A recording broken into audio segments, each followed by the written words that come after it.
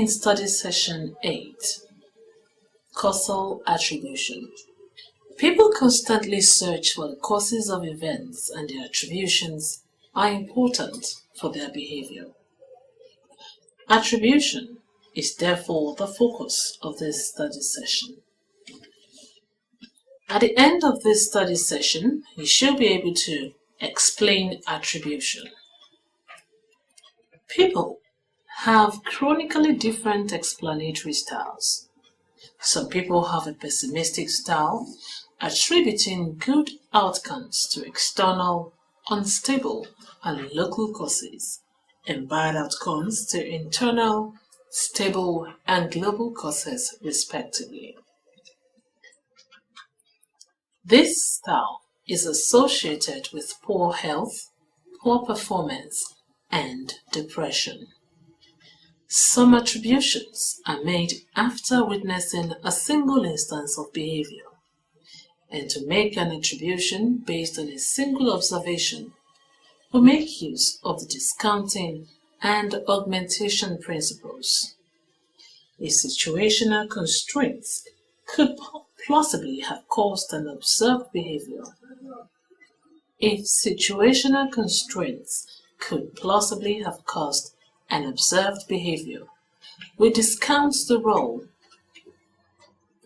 of the person's dispositions.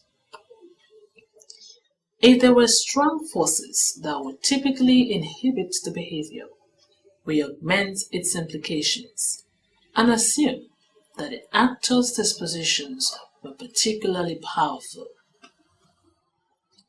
In the multiple observation case, we have much more information about the person, the situation, and other people's behavior.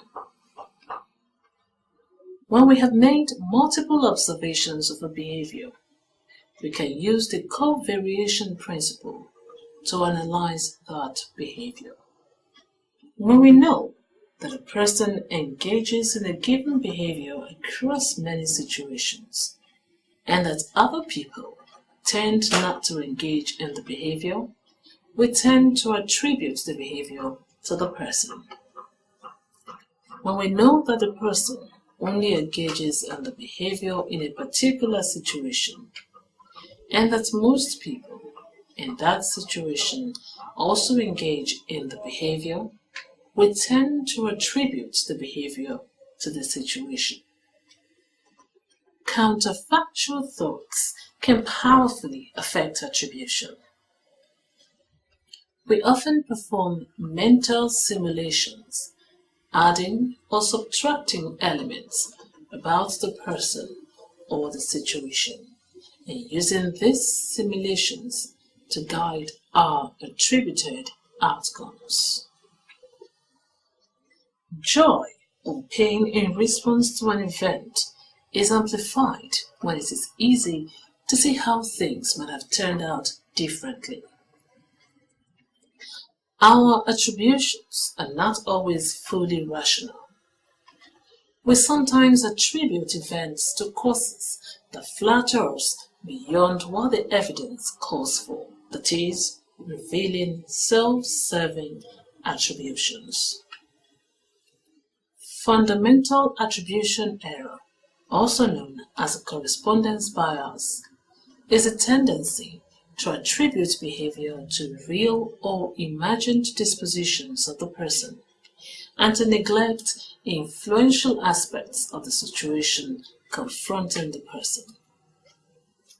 Even when it ought to be obvious that the situation is a powerful influence on behavior, we often attribute behavior to presumed traits, abilities, and motivations. One of the reasons we make such erroneous attributions is due to the just world hypothesis. We like to think that people get what they deserve and that bad outcomes are produced by bad or incompetent people. Another reason for the fundamental attribution error is that people and their behavior tend to be more salient than situations. A final reason for the fundamental attribution error is that attribution appears to be a two-step process. People are initially and automatically characterized in terms consistent with their behavior, and this initial characterization is only later adjusted to take account of the impact of prevailing situational forces. There are actor-observer differences in attributions. In general, actors tend to attribute their behavior much more to situations than do observers. This is partly due to the fact that actors can usually see the situations they confront better than observers can. There are marked cultural differences in susceptibility to the fundamental attribution error.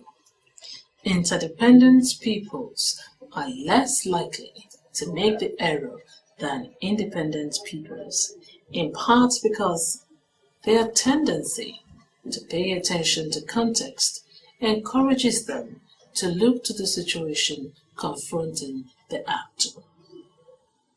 For bicultural people, it is possible to prime one culture or the other and get very different.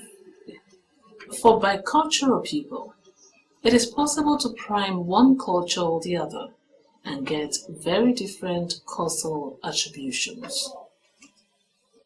Much of the time, we are concerned with more than whether to attribute behavior to situation versus the person, and are interested in discerning the intentions and reasons that underlie a person's behavior. Study session summary. Study session summary. In this study session, efforts were made to discuss various ways of making attributions to causes of some behavior. Some of the errors we make in explaining behavior include fundamental attribution error. We have now come to the end of study session 8. Thank you for listening.